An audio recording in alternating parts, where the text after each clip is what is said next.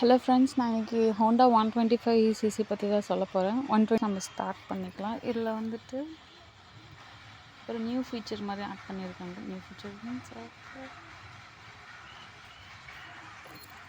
Side lock, seat வந்துட்டு நீங்கள் இதுலேருந்தே நீங்கள் வந்துட்டு ஓப்பன் பண்ணிக்கலாம். நீங்கள் வந்துட்டு அதுக்கு இது பண்ண வேண்டாம். சீட்டு அப்புறம் வந்து ஃபியூலுக்கு ரெண்டுக்குமே நீங்கள் வந்துட்டு இப்போ இது ஆஃபு, இதை வந்து சீட் அண்ட் ஃபியூல், அதுக்கப்புறம் ஆன் பண்ணால் இங்கே இனிஷியேஷனுக்கு இங்கே வந்துடும். ஸோ இப்போ டைம்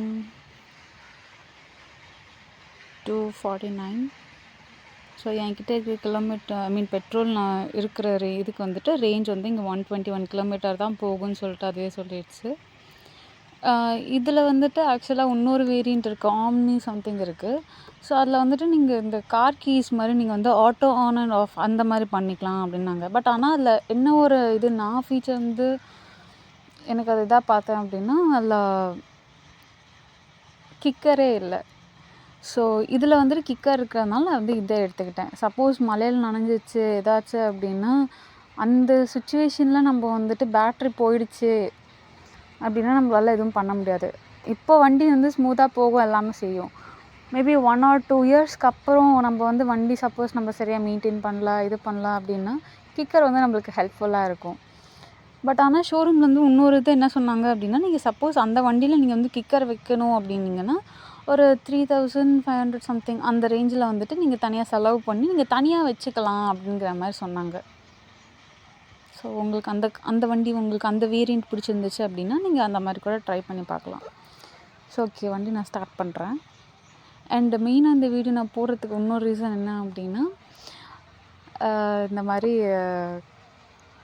வண்டியில் வந்துட்டு தானாக ஆஃப் ஆகிக்குது அப்படின்னு சொல்லிட்டு அங்கே ஷோரூம் நாங்கள் இன்றைக்கி எடுக்கும் போதுட்டு இன்னொருத்தவங்க வந்து கம்ப்ளைண்ட் பண்ணிட்டு இருந்தாங்க. இன்னொரு கஸ்டமர் எங்கள் அம்மாவுக்கு வந்துட்டு நம்ம இப்போ தானே வண்டி எடுத்தோம், அதுவே கம்ப்ளைண்ட்டாக. ஸோ நாங்கள் இன்னும் அதுக்கு ரெஜிஸ்ட்ரேஷன் பிளேட் எதுவுமே இன்னும் நாங்கள் வாங்கலை. இந்த வண்டி வந்து வெளியே எடுத்துகிட்டு போகாதீங்க ஒரு வாரத்துக்கு. இன்னும் ஆர்டிஓ ஆஃபீஸ் போகலை வண்டி.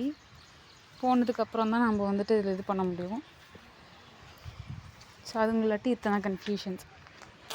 அதனால் அந்த ஒரு கன்ஃபியூஷன்ஸ் வந்து கிளியர் பண்ணுறதுக்கு இந்த வீடியோ நான் வண்டி ஓட்டும் போது உங்களுக்கு காட்டுறேன். அப்போ தான் உங்களுக்கு வந்துட்டு இந்த இது எதுக்கு அப்படின்ட்டு புரியும். மெயினாக இந்த வண்டி வந்துட்டு ஃபியூல் எஃபிஷியன்சிக்கோசரம் இந்த வண்டி இது பண்ணியிருக்காங்க. And engine protection.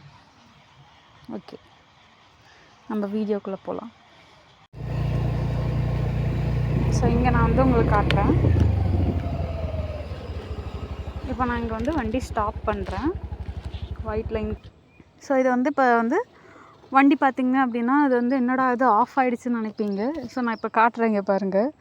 வண்டி ஆஃபில் இருக்குது. நான் கையில் இங்கே வந்து பிரேக் எதுவும் பிடிக்கல, நான் இங்கே ஸ்விட்ச் எதுவும் ஆன் பண்ணல. ஸோ இது வந்து ஆனில் தான் இருக்குது. ஸோ அதனால தான் இங்கே வந்துட்டு ஆட்டோ பிரேக்கிங் சிஸ்டம்னு சொல்கிறாங்க. நல்லாவே ஒர்க் ஆகுது. ஸோ நீங்கள் டிராஃபிக்கில் நிற்கும் போதுட்டு உங்களுக்கு வந்து ஈஸியாக வந்துட்டு நீங்கள் ஓட்டும்போது வந்து அது ஆட்டோமேட்டிக்காக ஆஃப் ஆகிருக்கும். நீங்கள் வந்து வண்டி திரும்ப எடுக்கணும், நம்ம டிராஃபிக்கில் இருக்கும்போது நம்ம திரும்ப பிரேக் அழுத்தி நம்ம ஸ்டார்ட் பண்ணி அந்த மாதிரி போகணுங்கிறதுலாம் இல்லை. So this innovation in Honda best. Thank you Honda.